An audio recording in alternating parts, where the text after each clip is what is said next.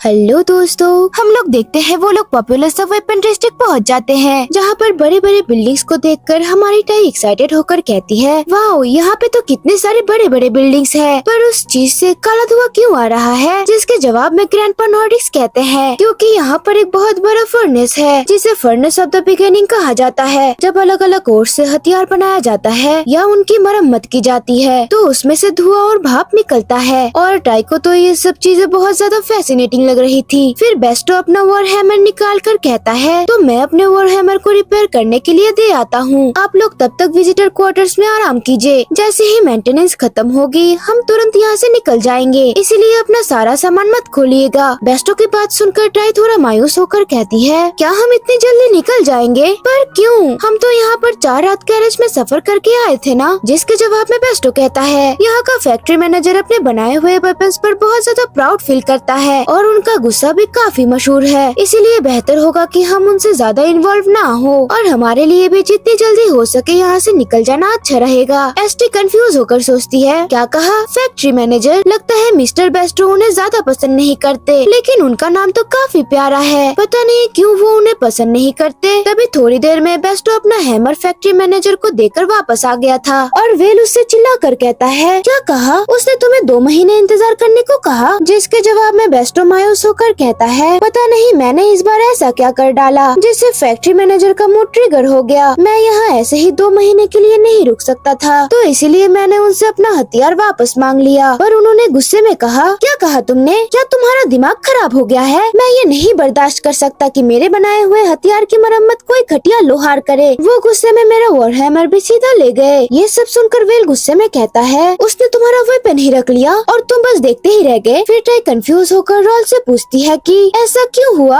उन्होंने ऐसा क्यों किया? जिसके जवाब में रॉल कहता है, आर्मरी डिस्ट्रिक्ट का फैक्ट्री मैनेजर ऐसा इंसान है जिसके खिलाफ खुद एम्परर भी कुछ नहीं कर सकते। जो सुनकर टाई हैरान होकर सोचने लगी, क्या कहा? खुद एम्परर भी नहीं? क्या फैक्ट्री मैनेजर भी इतने महान इंसान है, किंग से भी ज्यादा? फिर ग्रैंडपा नॉर्डिक्स लंबी सांस लेकर बोलते हैं, कल मैं खुद फैक्ट्री मैनेजर से मिलकर उसे समझाने की कोशिश करूंगा। जो सुनकर बेस्टो कंफ्यूज होकर कहता है, क्या सच में ग्रैंडपा? जिसके जवाब में ग्रैंडपा कहते हैं, तुम कह सकते हो कि मेरी उससे थोड़ी बहुत पहचान है, वैसे भी ऐसा नहीं है कि अभी अचानक से उसका जिद ऐसे ही उड़नछू हो जाएगा। क्यों ना आज इस जगह में थोड़ा घूमा जाए? पता नहीं क्यों दोस्तों, ये ग्रैंडपा मुझे बहुत ज्यादा सस्पिशियस लगते हैं। ग्रैंडपा की सजेशन सुनकर एंजो एक्साइटेड होकर कहता है, ठीक है, वैसे भी मुझे इस्तेमाल के लिए एक नई स्वॉर्ड ढूंढनी थी। जो सुनकर बेस्टो कहता है, तो फिर सब साथ में चलते हैं। ग्रैंडपा और टाई के लिए भी अच्छा होगा अगर वो अपने सेल्फ डिफेंस के लिए कोई छोटे हथियार चलाना सीख ले। बेस्टो की बात सुनकर टाई हैरानी से उससे पूछती है, क्या टाई को भी वेपन चाहिए? वेल बेस्टो को कंफ्यूज होकर कहता है, ये तुम भला क्या कह रहे हो? एक छोटे बच्चे के लिए वेपन? अगर वो उस चीज से खुद को चोट लगा बैठी तो क्या होगा? तभी बेस्टो उसे समझाने लग जाता है कि कोई छोटा सा पॉइजन नीडल लॉन्चर टाई के लिए बिल्कुल परफेक्ट है, जो पूरी तरीके से शरीर को सुन कर दे। ये सब बातें सुनकर टाई शॉक होकर कहती है, क्या कहा? Poison needle? क्या ये डेंजरस नहीं है? बेस्टो की बात सुनकर वेल भी उससे एग्री करते हुए कहता है, हाँ अब सोचता हूँ तो बात सही लगती है, बहुत अच्छा आइडिया है बेस्टो। वेल को अपने बात से ऐसे पलटी मारते देख हमारी टाई शॉक हो जाती है, और वो कंटिन्यू करते हुए कहता है, ये सच में बढ़िया है। 4 साल की उम्र पॉइजन गन चलाने के लिए बिल्कुल परफेक्ट है। तभी टाई रॉल और एंजो से भी पूछती है, क्या सच में ऐसा है? क्या बिग ब्रदर रॉल और बिग ब्रदर एंजो भी पॉइजन नीडल चलाते थे? तभी टाई की बात सुनकर एंजो हंसकर कहता है, नहीं नहीं, हम तो तलवार चलाते थे, लेकिन 7 साल की उम्र से। उन लोगों को इतना अनबॉदर्ड देखकर टाई होपलेस तरीके से उन लोगों को देख रही थी, पर तभी उसे गवर्नर की कही हुई बात याद आ जाती है, जब उन्होंने उससे कहा था कि अब से वो भी उसे अपने बच्चे जैसा मानेगी, और टाई ने उससे ये प्रॉमिस किया था कि टाई रॉल और एंजो का अच्छे से ख्याल रखेगी और सबको प्रोटेक्ट करेगी। तभी टाई वो सब याद करके जोश में आकर ये ठान लेती है कि अब वो भी पॉइजन नीडल यूज करना सीखेगी। टाई दौड़ के अपने बैग के पास जाकर कहती है, 1 मिनट, अगर ऐसी बात है तो, क्योंकि ग्रीम रेन ने मुझे शिप पर बहुत सारी चीजें गिफ्ट में दिए थे, टाई इन सब का इस्तेमाल करेगी, और उसके बैग में तो बहुत सारे हीरे जवाहरात थे। तभी वेल बेशर्मों की तरह उससे कहता है, मैं तो इसके लिए बिल्कुल तैयार हूँ, साइड में उन यंग मास्टर से हटकर, मैं तो बहुत गरीब आदमी हूँ। और वेल की बात सुनकर एंजो और रॉल तो हंस ही देते हैं। फिर ग्रैंडपा भी कहते हैं, मैं भी इसके लिए मना नहीं करूँगा। फिर टाई डिटरमाइन होकर कहती है, अब से क्वीन ऑफ डेथ आप सबके लिए एक भरोसेमंद कमांडर बनेगी, क्योंकि अब हम सब एक फैमिली है, आप लोगों को कोई चोट नहीं लगनी चाहिए। टाई की बात सुनकर एंजो कहता है, क्या कहा? एक फैमिली? टाई उसे समझा कर कहती है, हाँ बिग ब्रदर एंजो, सिर्फ खून का रिश्ता ही फैमिली नहीं होता, दिल का रिश्ता भी परिवार होता है। यहाँ मौजूद सब लोग टाई की फैमिली है। वो मन में कहती है, रूम 107 वाली ग्रैंडमा भी मुझे रोज यही कहती थी। वो कंटिन्यू करते हुए कहती है, मैं आप सबसे बहुत प्यार करती हूँ, इसीलिए मैं आप सबके लिए 100 पॉइजन गन्स खरीदूंगी और आप सबको प्रोटेक्ट करूंगी, क्योंकि अगर आप लोगों में से किसी को भी लड़ाई करते हुए चोट लग गई तो टाई को बहुत दुख होगा। टाई की बातें सुनकर लग रहा था कि हमारा वेल भी बहुत ज्यादा इमोशनल हो गया था। तभी वो उससे कहता है, बच्ची तुम सच में बेवकूफ हो क्या? कोई मर्सनरी बिना चोट खाए कैसे रह सकता है? तुम्हें याद नहीं, तुम खुद भी तो बाल बाल मुश्किल से बची थी। टाई उसके बात से ऑफेंड होकर कहती है, क्या कहा? टाई को बिग ब्रदर के मुकाबले काफी कम चोट लगती है, जिसके जवाब में वेल उससे कहता है, हाँ तो दूसरों के वजह ये मेक श्योर करो कि बस तुम खुद को ऐसे चोट न लगा लो, समझी? तभी वो वहाँ से निकलते हुए उसे चिढ़ाकर कहती है, मैं खुद को चोट नहीं लगाने दूंगी, जो पहले चोट खाएगा वो एक बेवकूफ होगा। तभी वेल पीछे से कहता है, तुम भला स्क्वाड यूनिफॉर्म पहने बिना कहाँ भागे जा रही हो?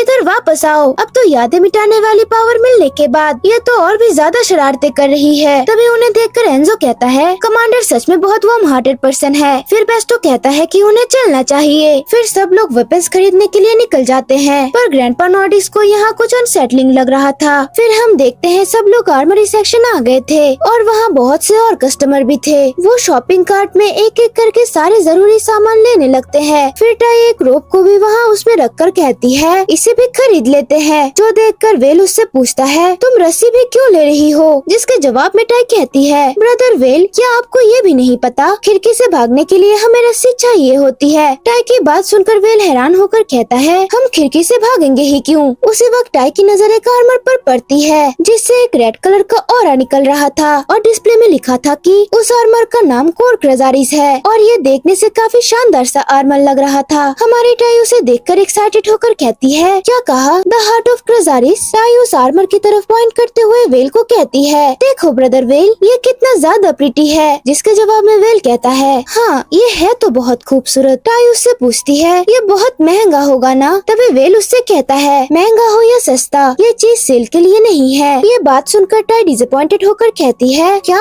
लेकिन ये तो बहुत प्रिटी है, मुझे ये चाहिए था। तभी वेल उसे समझाता है कि वो इतना बड़ा आर्मर लेके क्या करेगी। जिसके जवाब में टाई कहती है, यहाँ लिखा है कि टाई भी इसे पहन सकती है। इसमें लिखा है कि पहनने वाले के हिसाब से इसका साइज और शेप बदल जाता है। तभी वहाँ पर कुछ लोग आ जाते हैं और कहते हैं, एक्सक्यूज मी, तुम ही एगावर्ट के कमांडर नेक्रोमेंसर किंग हो ना? उन्हें अचानक वहाँ पर देखकर टाई और वेल कुछ समझ नहीं पाते और थोड़ी देर के लिए वहाँ शांति छा जाती है। वेल उन्हें घूर के देख रहा था और साइड में एगावर्ट के बाकी मेंबर्स भी उन्हें हैरानी से देख रहे थे। टाई उन्हें कहती है, हाँ मैं ही नेक्रोमेंसर किंग हूँ, लेकिन क्यों? तभी वो कुछ देर पहले की बात याद करने लग जाता है, जहाँ पर सेंट्रल फर्नेस एरिया में वो फैक्ट्री मैनेजर को कह रहा था, एल्डर बेरुगन आपने मुझे जो चीज जांच करने को कहा था वो मैंने कर लिया है। लोग कह रहे हैं बेस्टोपेरिक्स एगावर्ट के मेंबर्स के साथ आर्मरी गया है। लगता है फिलहाल के लिए वो नया हथियार लेने का सोच रहा है। तभी फैक्ट्री मैनेजर गुस्से से बेस्टो का वॉर हैमर पटकते हुए कहता है, उस नालायक इंसान को तो मार मार के कीमा बना देना चाहिए। उसका मेरे बनाए हुए वेपन्स को छोड़कर नया हथियार लेने की हिम्मत कैसे हुई? अभी के अभी उसे मेरी एग्जीबिशन एरिया से बाहर निकालो।